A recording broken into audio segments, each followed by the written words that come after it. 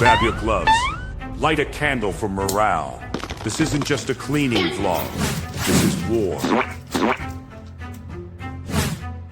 Welcome back to another episode of Why Is My House Still a Mess, where I feature tidying 5 different spaces in my home each week. The first area I'll be tidying is my closet. How many times have I tried to tidy this thing? This is my 3rd time and it's only week 4 in this series. Today I'm taking a different approach and just taking everything out of this area that isn't clothing related and just grouping everything by category. I've been doing way too much mental gymnastics these past few weeks just trying to get rid of things, and today I'm going to just focus on getting everything to just look a little bit better. How many times can a person say just? Anyway, that's it. Low stakes, high morale. May I take a moment to just say this is supposed to be a closet, not a time capsule of questionable fashion decisions. Like what? 2019? But you know what? The space is looking better. It's not a makeover, it's a glow up process. And for once, I actually feel pretty accomplished as I walk away.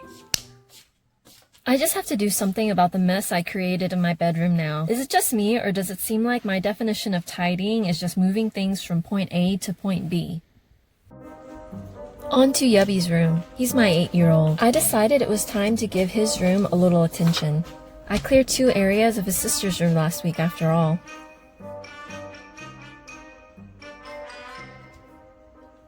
His bedroom fares no better than my closet. If my closet was a graveyard of past fashion mistakes left to haunt me, his is the remnants of a Pokemon battlefield. All the injured gather here with their lost limbs and such.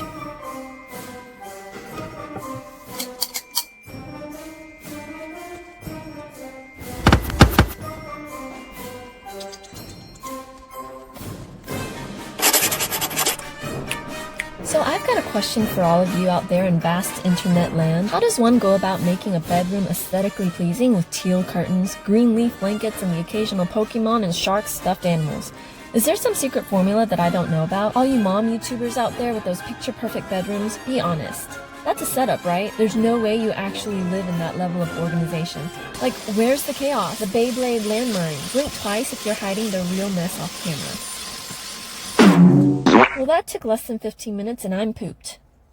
Before I start rambling about the next area, which is this drawer showcasing my apparent obsession with all things cord, electronics, and apparently expired face masks, let me start off by saying, what in tarnation? Huh? What in the pickle possum is this tomfoolery? What? Excuse me? Seriously? How does one person even begin to collect so many cords? And here I thought the only thing multiplying around here was my laundry. Those bunnies are at it again, and they've been busy in my drawer. And I accidentally may have broken these little divider thingamajigs, but what do you expect? I've had this dresser for over 10 years. Okay, the first thing I did was take everything out of here and group them by category, and then I started to stick them into this plastic container. I know exactly what you're thinking. Why aren't you getting rid of half that stuff? Well, the thing is, I'm not actually the purchaser of aforementioned waste of space and money, so Mr. Money Spinning Pants will have to do that later. Also, why do I have enough phone chargers to last me 2 lifetimes and an apocalypse? And on that note, we move on to Area 4. The next area is solely my doing. I did this to myself. I have no one to blame but yours truly. I saw a few too many urban gardening videos and thought, hey, I could totally do that. Never mind the fact that most plants need at least 8 hours of sunlight a day, and you, as in I chose to urban garden in an area that gets max 4 hours a day, if I'm lucky. Was it wishful thinking? Yes. Did I think this tiny excuse for a grow lamp would make up for the remaining 4 hours? I sure hoped it would. Let this display be a testament to you and all of you gardeners out there who think you can grow plants in your sunless covered balcony.